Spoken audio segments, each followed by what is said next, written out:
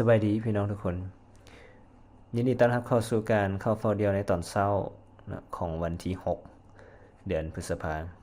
หวังว่าทุกคนจะสบายดีแล้วก็ข้าพเจ้าอธิษฐานว่าทุกคนที่ได้ยินพระคำของพระเจ้าในวันนี้จะพระคำของพระองค์นั้นจะติดอยู่ในหัวใจของพี่น้องทุกๆคนในตอนเช้าในมื้อนี้พวกเราจะอ่านกันอยู่ในโรมบทที่8ข้อที่18หาข้อที่39ถ้าว่าพี่น้องมีพระคัมภีร์สามารถเปิดไปกับข้าพเจ้าได้นะพระคำได้กล่าวว่าเขาเห็นว่าความทุกข์ลำบากของพวกเขาในเวลาปัจจุบันนี้บ่อาจเทียบใส่กับสง่าราศีที่จะถูกเปิดเผยแก่พวกเขาในภายหน้าได้ด้วยว่าสรรพสิ่งที่ทรงสร้างแล้วมีความเพียรคอยท่าปรารถนาให้บุตรทั้งหลายของพระเจ้าปรากฏเพราะว่าสรรพสิ่งเหล่านั้นได้ตกอยู่ใต้อำนาจของอนิจจังบ่แม่นตามใจมักของมันเองแต่แม่นตามที่พระเจ้าให้มันตกอยู่นั้นโดยมีความหวังใจว่าในมื้อหนึ่งสรรพทุกสิ่งที่ทรงสร้างนั้นจะถูกปลดปล่อยให้เป็นอิสระจากอำนาจของความเสื่อมสูญและจะได้มีส่วนในอิสรภาพอันรุ่งเรืองแห่งบรรดาลูกของพระเจ้าเพราะพวกเขารู้อยู่ว่า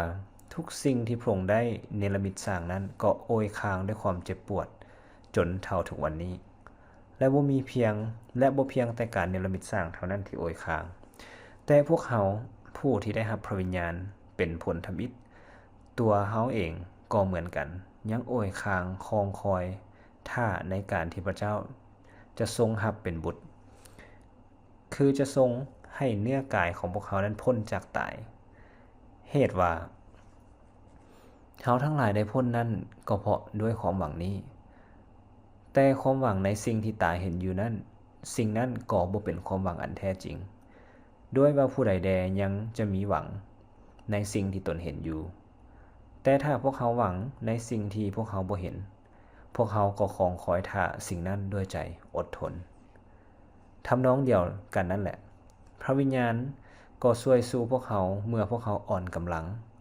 เพราะพวกเขาบ่รู้ว่าพวกเขาควรจะภาวนาอธิษฐานขออย่างใดแต่องค์พระวิญญาณนั้นวิงวอนขอกับพระเจ้าแทนพวกเขาด้วยคำโอยคางที่หาคำอธิบายบ่ได้ฝ่ายพระเจ้าผู้ที่สอดส่องรู้เห็นจิตใจของพวกเขาก็รู้ความนึกคิดของพระวิญญาณเพราะพระวิญญาณทรงวิงวอนขอกับพระเจ้าสำหรับภัยผลบริสุทธิ์ของพระองค์ตามน้ำพระทัยของพระองค์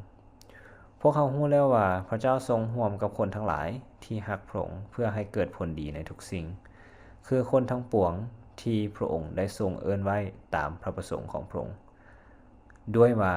คนทั้งหลายที่พระองค์ได้ทรงสังเกตรู้ล่วงหน้าแล้วนั้น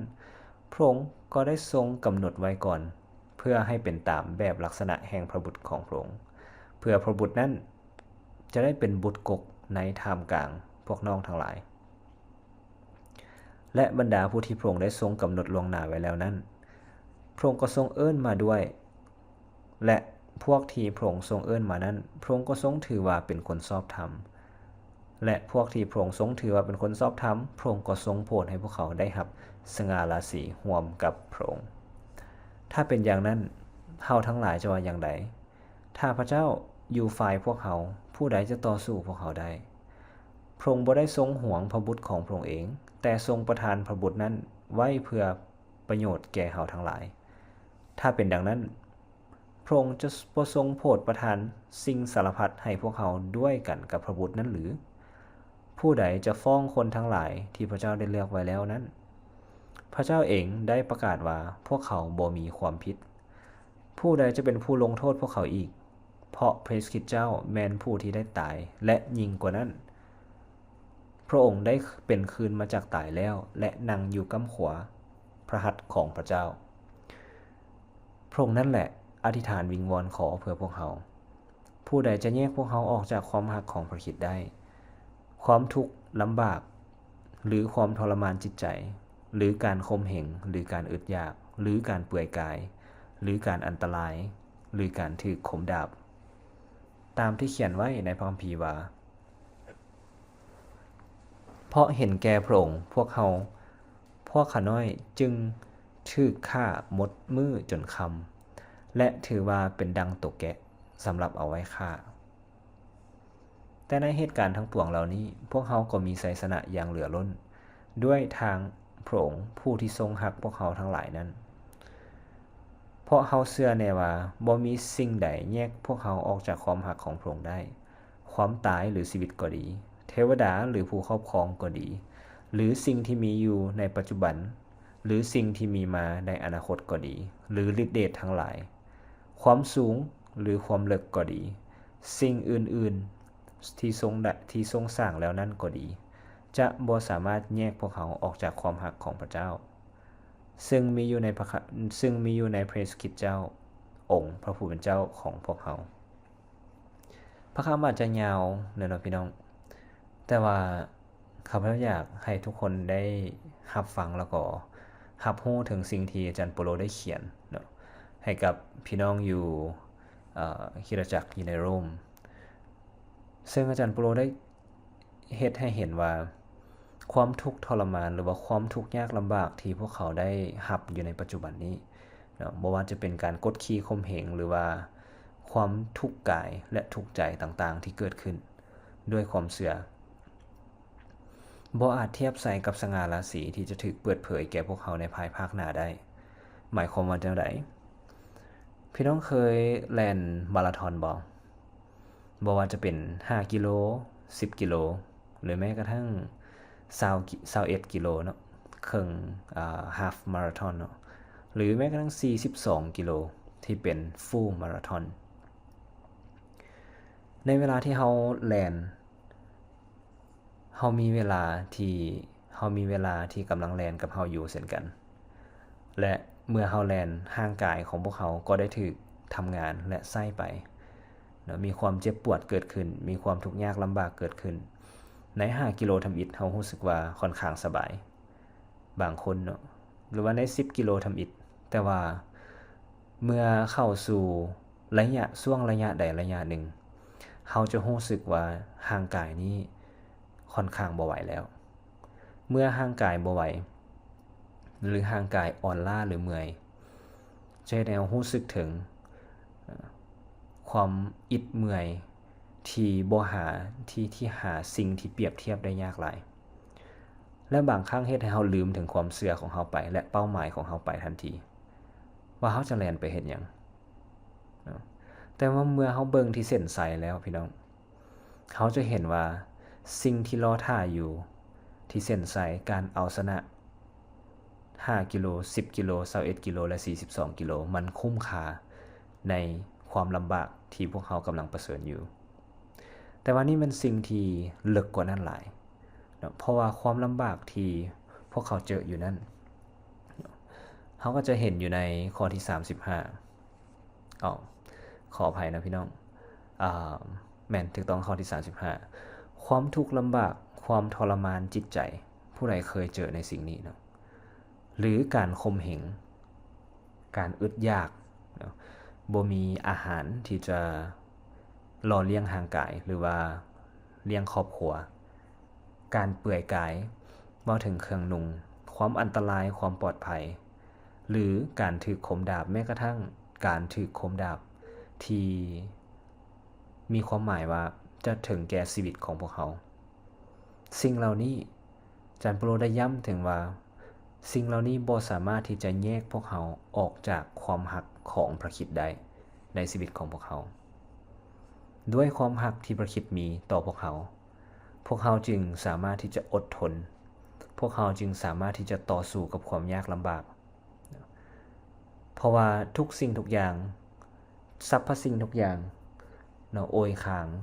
เนาะที่อาจารย์เปโลบอกว่าทุกสิ่งทุกอย่างที่พระองค์ได้ทรงสร้างนะเพราะว่าทุกสิ่งทุกอย่างนั้นตกอยู่ในอำนาจของความเสื่อมสูญและรอท่าถึงการปลดปล่อยรอท่าถึงการเสด็จมาและรอท่าให้การเป็นอิสระจากอำนาจของความเสื่อมสูญนี้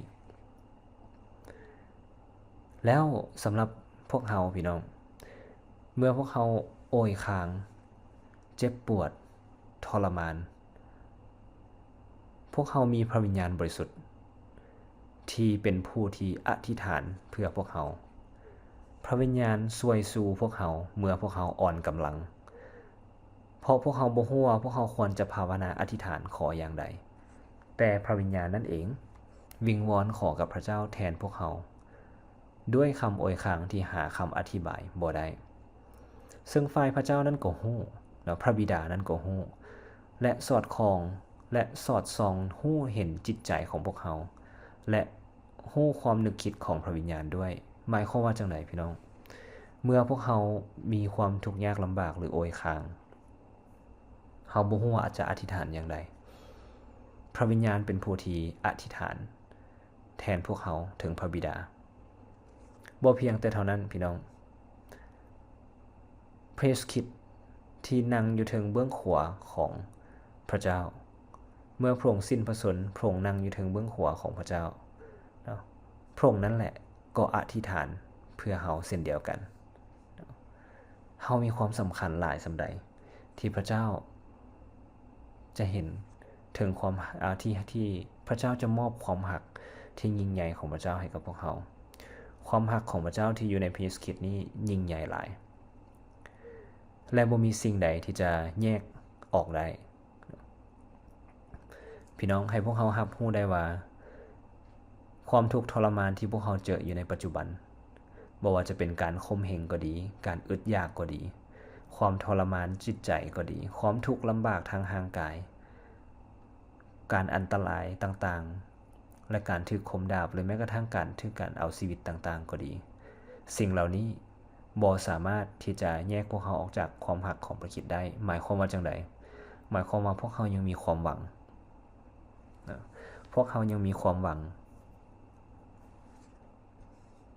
ในข้อที่38เพราะพวกเขาเชื่อแน่ว่าบ่มีสิ่งใดแยกพวกเขาออกจากความรักของพระองค์ได้บ่ว่าจะเป็นความตายเนาะพี่น้องบ่ว่าจะทุกข์ทรมานถึงแก่ความตายหรือการมีชีวิตก็ดีบ่ว่าจะเป็นเทวดาหรือผู้ครอบครองก็ดีหรือสิ่งที่มีอยู่ในปัจจุบันหรือสิ่งที่มีมาในอนาคตก็ดีหรือฤทธิ์เดชทั้งหลายบ่สามารถแยกได้ความสูงหรือความลึกก็ดีนี่สิ่งนี้เว้าถึงความกว้างใหญ่เนาะบ่ว่าจะสูงเพียงใดหรือว่าจะลึกเพียงใดบ่ว่าจะสูงเท่าภูเขาที่สูงที่สุดหรือลึกกว่าหุบเหวที่ลึกที่สุดบ่มีสิ่งใดที่สามารถแยกพวกเขาออกจากความรักของพระเจ้าได้ที่มีอยู่ในพระคริสต์เจ้าและเขาจะเห็นถึงการเฮ็ดเวียกของพระเจ้าในชีวิตของพวกเขาพระบิดารับรู้ถึงคำอธิษฐานของพี่น้องนี่คือสิ่งที่ข้าพเจ้าอยากหนุนใจพระบิดารับรู้ถึงคำอธิษฐานของพี่น้องเมื่อพี่น้องทุกข์ทรมานจิตใจทุกข์ทรมานทางด้านร่างกายผ่านพระวิญญาณบริสุทธิ์และยังรักษาพี่น้องอยู่ในความรักของพระเยซูคริสต์ตลอดเวลาบ่ให้พวกเขานั้นตกหล่นจากความรักของพระเจ้าบ่ให้พวกเขานั้นถูกแยกออกจากความรักของพระเยซูคริสต์ดังนั้นพี่น้องบ่ว่าเขาจะพบเจอในสิ่งใดอยู่ในปัจจุบันเนาะข้อที่18เนาะบอกว่าเขาเห็นว่าความทุกข์ลำบากของพวกเขาในปัจจุบันนี้บ่อาจเทียบใส่กับสง่าราศีที่จะถูกเปิดเผยแก่พวกเขาในภายภาคหน้าได้พี่น้องให้พวกเขามีความหวังที่จะรอท่าและรอคอยบ่ว่าจะเป็นสิ่งใดก็ตามความทุกข์ลำบากความทรมานจิตใจเนาะบ่สามารถเทียบเท่าในสิ่งที่พวกเขาจะรอท่าคือสง่าราศีที่พระเจ้าจะมอบให้กับพวกเขาเมื่อเวลานั้นมาถึงพวกเขาจะได้เห็นถึงความหวังที่พวกเขามีในพระเจ้าเพราะความหวังสิ่งนี้เราบ่สามารถที่จะเบิ่งเห็นได้ถ้าว่าเป็นสิ่งที่เบิ่งเห็นได้เราจะเอิ้นว่าความหวังได้อย่างใดแม่นบ่ให้พวกเขาดำเนินชีวิตอยู่ในความหวังในความรักและดำเนินชีวิตอยู่ในความเชื่อที่มีต่อองค์พระผู้เป็นเจ้าให้พระวิญญาณอธิษฐานให้พวกเราอยู่ในความรักของพระคริสต์และพระบิดารับรู้ถึงจิตใจของพระวิญญาณและรับรู้ถึงความทุกข์ทรมานจิตใจของพวกเขาให้พวกเราอธิษฐานพระเจ้าขอบคุณพระองค์สำหรับวันนี้ด้วยขอพระเจ้าที่จะอวยพรพี่น้องของพวกลูกทุกๆคนที่รับฟังพระคำของพระเจ้าอยู่ให้พระเจ้าโอ้ลมกับพวกเขาโดยส่วนตัวผ่านทางพระคำของพระเจ้าด้วย ขอให้ประคำข้อนี้ติดอยู่ในจิตใจของพวกเขาตลอดเวลา เมื่อพวกเขาเจอความทุกข์ยากลำบาก เมื่อที่พวกเขาเจอการกดขี่ข่มเหง หรือแม้กระทั่งความทุกข์ทรมานใจ ให้พระองค์เล่าลมพวกเขาด้วยความหักของพระเจ้าด้วย เพราะพระองค์หักพวกเขาอยู่เสมอ และรอท่าสง่าราศีที่จะมาในอนาคตขอพระองค์ที่จะเล่าลมจิตใจของพวกเขาทุกๆคนขอบคุณพระองค์พระองค์จึงอธิษฐานในพระนามอันยิ่งใหญ่ขององค์พระสกิจเจ้าอาเมนขอพระเจ้าอวยพรพี่น้องทุกคนแล้วพบกันในครั้งหน้า